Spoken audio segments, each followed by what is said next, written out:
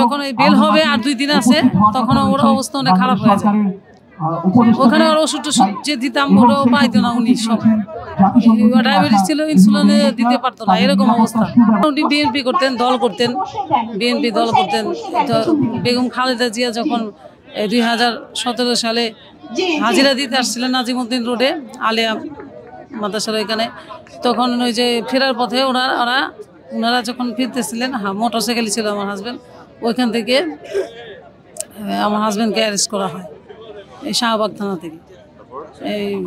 তারপরে ওনাকে থানাতে রাখা হয়, থানাতে রেখে 2-3 দিন অনেক অত্যাচার করা হয় ওনার উপরে। তারপর আবার বংশাল থানায় প্রেরণ করা হয়, বংশাল থানা থেকে অনেক অত্যাচার করা পরে ওকে ঢাকা কিন্তু কারাগারে মানে কেরানীগঞ্জ থানা জেলখানায় পাঠানো হয়। ওখানে প্রায় 8 মাস ছিলেন কারাদণ্ড অবস্থায়, কারাগারে 8 মাস ছিল। এবং 2010 থেকে নিয়ে তো অনেকবারই উনি কারাবন্দী ছিলেন, অনেকবারই কারাবন্দী ছিলেন। অনলিভিনের সময় অনেক নির্যাতিত হয়েছেন। তো ওই 2018 সালে উনি যে এখানে ছিলেন, তারপরে ওর অবস্থা অনেক ওনার খারাপ হয়ে যায় জেলখানাতে। ওইখানেও অনেক মারধর করে, ওনার উপরে পুলিশি নির্যাতন হয় ভিতরেও।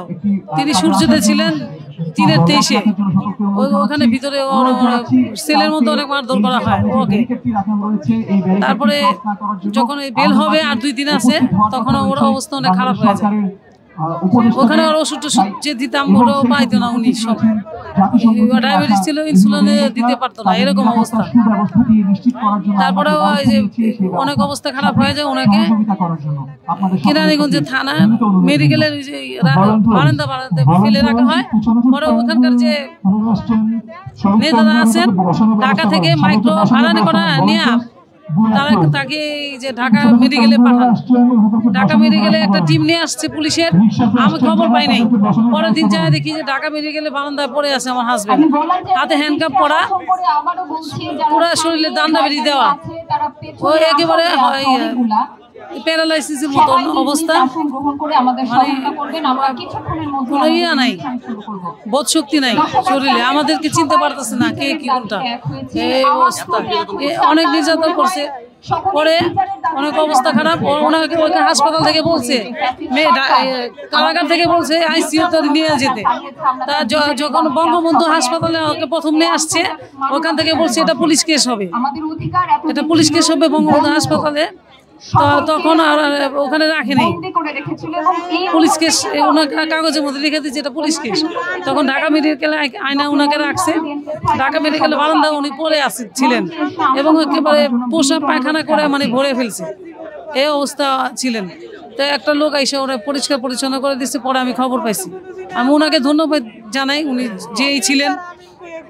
তখন আমি আয়সা শুনে আমি অনেক কান্না করতেছি, সামনে যেতে দেয় না পুলিশ আমাকে, আমার শ্বশুরকেও যেতে দেয় না, আমার ভাই বোনকে, আমার 3টা মেয়ে, ওদেরকেও যেতে দিতেছে না।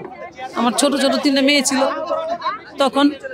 পরে ওরা কান্নাকাটি করতেছে, পুলিশ বলে কি না আপনারা জেলখানা থেকে পারমিশন নিয়ে আসেন। তারপর ওরা আমি 1000 টাকা দিয়ে পারমিশন নেই, পারমিশন নিয়ে আবার যাই ইয়েতে ঢাকা মেডিকেলে আসি। আমার তখন অবস্থা কেমন ছিল, সিচুয়েশনটা কেমন ছিল বুঝতে তো পারছি।